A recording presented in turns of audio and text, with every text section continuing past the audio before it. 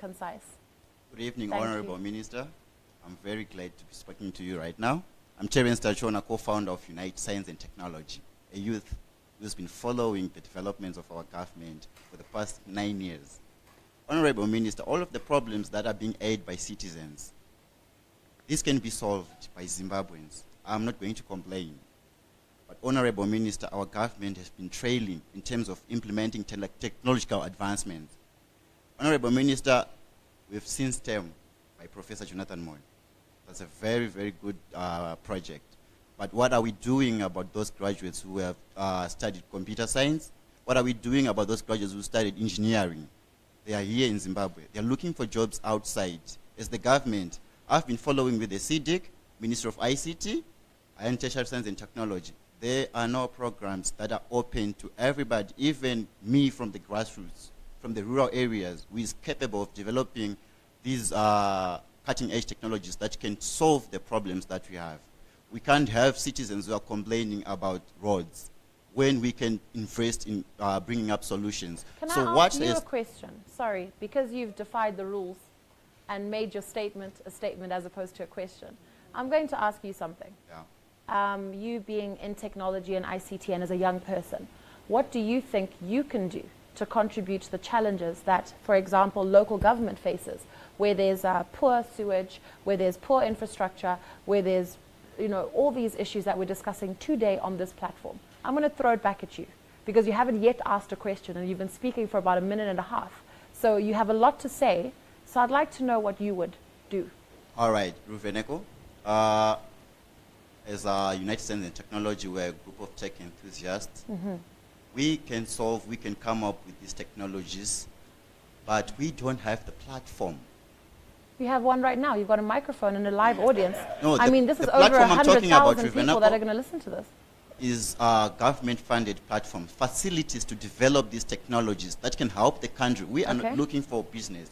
We are not looking for money. We're not looking to make profits.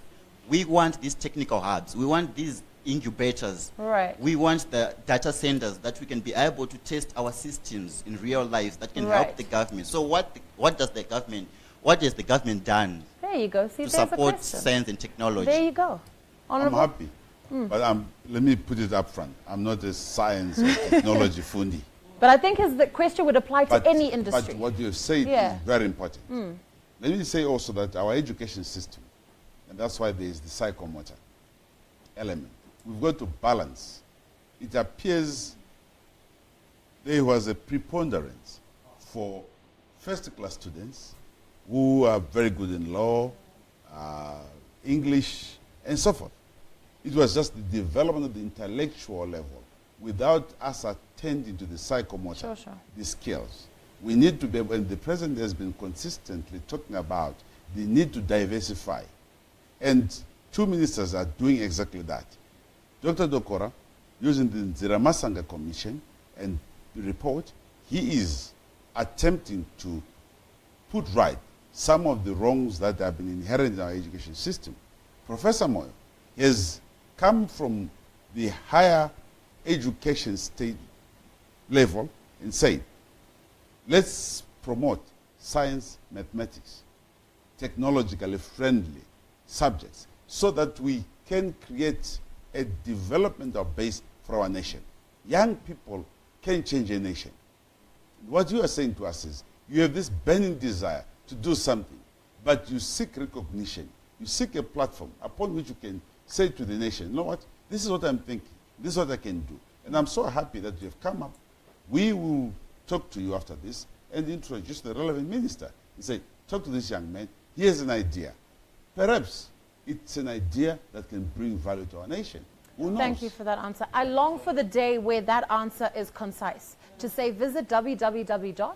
or go to address or go to this phone number, because that is a very important question, because many young people are filled with ideas and passion and energy, but they do not know where to channel it. And that's dangerous. That's how we create the brain drain, and we don't want any more of that. So I think it's a very good point you've raised, and I hope we can take this up and continue to discuss this even off the air and make sure we develop these